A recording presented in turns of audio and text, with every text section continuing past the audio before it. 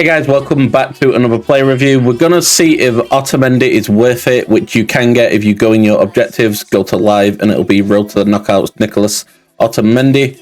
Now, what you have to do for this is you have to assist 5 goals, you have to score 10 with Argentinian players, you have to concede 1 or less goals in 4 separate matches, and then you have to win 10 games with at least 3 Argentinian players. Now, I left one game because I want to show you a way that I do it that's just really fast and you don't really have to do anything. Well, it's like a minimal effort way of doing it, which I pretty much do for all the objectives. We're just going to look at this card though. So it looks like a really nice card. He's 6 foot, 78 pace, 85 defending, 85 physical. Looks really nice. And he's got 3-star weak foot. I don't really like using centre backs with 2-star weak foot. Seems a bit risky. Now, he has some great physical stacks there with a lot of aggression and jumping. So even though he's only 6 foot, he'll be able to jump very high and defend them balls for you. And amazing defending stats, of course, with decent short passing and long passing, so he can just distribute the ball very well when he gets it. Now, looking at his play styles, he has a power header and aerial, so he'll be very good from corners, whether you're scoring corners or whether you're defending them. He also has bruiser, which show greater strength, but when performing physical tackles, which is amazing. He has the slide tackle one, in case you want to do slide tackles. Personally, I don't like doing slide tackles that much with my centre-backs, too risky for me. He has intercept, which is great for just intercepting balls when people are trying to do free balls and stuff like that. And also has jockey, which I tend to do a lot. So, great card here with many defending play styles. And in terms of upgrades, so what Benfica need to do is they need to win 3 matches for him to get a +1 overall and put him to an 86. Now, Benfica have already won their first game against Zvezda. Sorry if I butchered that name. But they do have Atletico next. They have Bayern, Monaco, Barcelona, Juventus. They have a really rough run of games.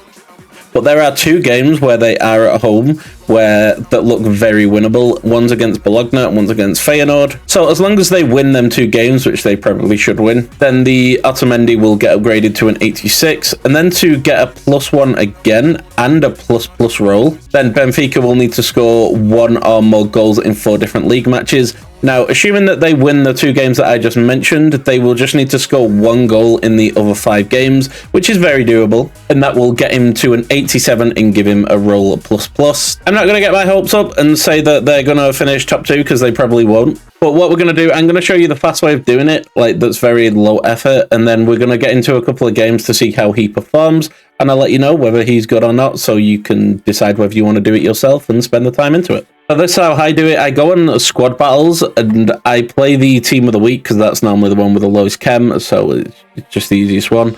And I just click confirm and I go in semi-pro. Now the team I'm using, I've just got 3 Argentinians in the 2 centre-backs, and make sure you have an Argentinian up front. It can be off cam if you want, but just make sure you've got one up front, so you can score the 10 goals that you need with an Argentinian player. And then we're just going to start a game. Now what you want to do is just score 3 or 4 goals. It should be very easy. They literally can't defend on semi-pro, and you can literally just go AFK as soon as you score a few goals.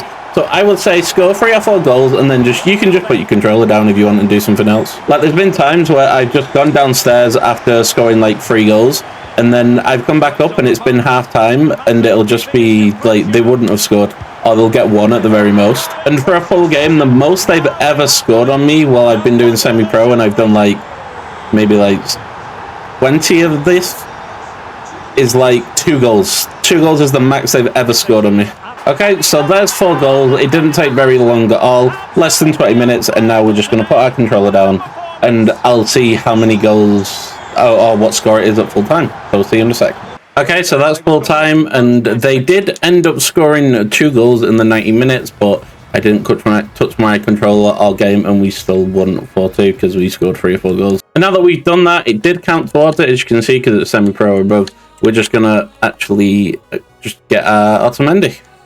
We do get a few packs, so we will open them, but there he is. Let's open the packs for the people. Hopefully get a team of the tournament.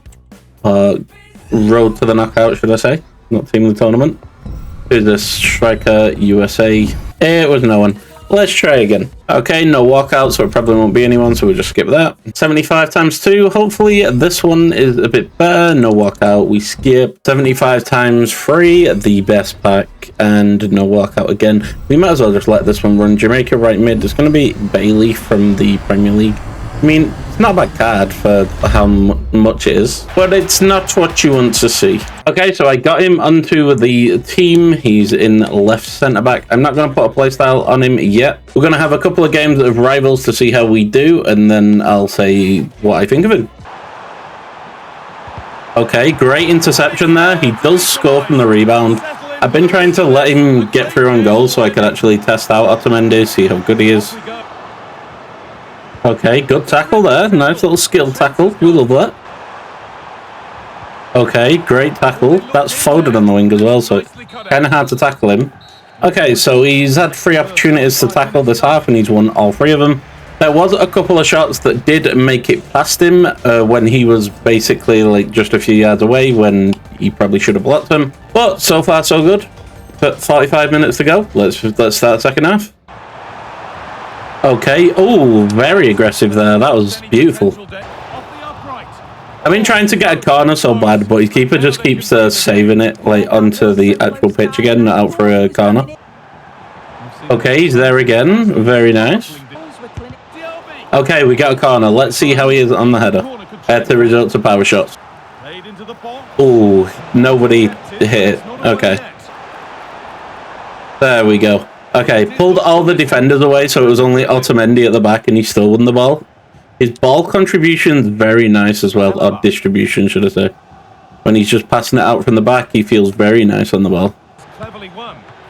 Is that a corner? No, he's kept it in, damn it. For some reason, I'm finding it very difficult to get corners. Oh, is he giving me a corner? Oh, very nice. He's back pocketing Foden there. Love that.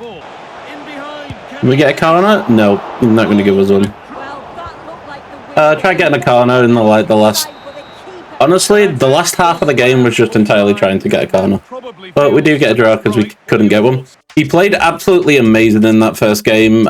Honestly, great centre-back. And he was marking Foden all game, so it's not the easiest job in the world. We're going to get into one more game to just see how he is and another one, so we've had like 2 games to go off. Because it's not as easy to see how good a centre-back is, like as opposed to see how good a striker is, for example, because with a striker you can just run up and see how the shooting is and all that stuff. Okay, that's a very good team. He has a few people on loan, but we move. Could be a good challenge here. Osimhen running at him this time. Oh, that was a very nice interception, actually. I didn't think he'd get that. Going to be another one of them games where I just can't get a corner. So I think they've caught on that Osimhen is an absolute monster, and they keep avoiding that side of the pitch. Might switch it at halftime. Don't, never mind, he's got it. Amazing. Boom. There we go. That was a decent tackle. Don't know why it went flying back to our own keeper, but... Okay, so they have scored from a corner. There we go, we got a corner. Nice. He won't run at my players. Every time I get near him, he just passes it like back to his centre mids and centre backs and stuff. I would wish he would charge at me so I could test out Otamendi even more, but I don't think he's going to do that. Okay, there's some aerial dominance against Osimhen there. We love that. There we go. Oh. No chemistry styles, but he caught up to Osimhen from like a yard behind him, as you saw right there, and then just tackled him. That was pretty good. And Osimhen's quite strong. He pushed him off the ball well easily. Okay, so he does win the game because we were trying to get corners all game again and trying to force him onto Osimhen's side. Not Osimhen, Otamendi's. But all 4 of his goals were on the opposite side that Otamendi was on. Otamendi did really good that game as well. Quite impressed with the card. Was really impressed with it, actually. It was a lot better than I thought it was going to be. I was worried about the 70 acceleration, but that didn't really seem to be an issue, and he'll only get even faster when I put a proper chemistry style on him. I will probably just put a shadow on him when I actually do put a chemistry style on him, which will get his pace up by 8 and his defending up by 6, so we will have 86 pace and 91 defending, but more importantly, he'll have 92 sprint speed. So at full sprint, then he'll be able to catch up with most players in the game and outmuscle him because he's very strong. But I would say if you can fit him into your team, and it's not too difficult because they did give us out some actual squad foundation cards from the Liga Portuguesa recently. Or if you've got any icons or heroes to fit him in, then even better. He honestly, he feels great on the ball. His passing was very decent. His tackling was decent, interceptions, great. He's very dominant in the air. There wasn't really a single thing I didn't like about him. The only thing that was even remotely questionable was there was a shot that did go past him where he was in front a couple of yards away and he could have blocked it, but that was it.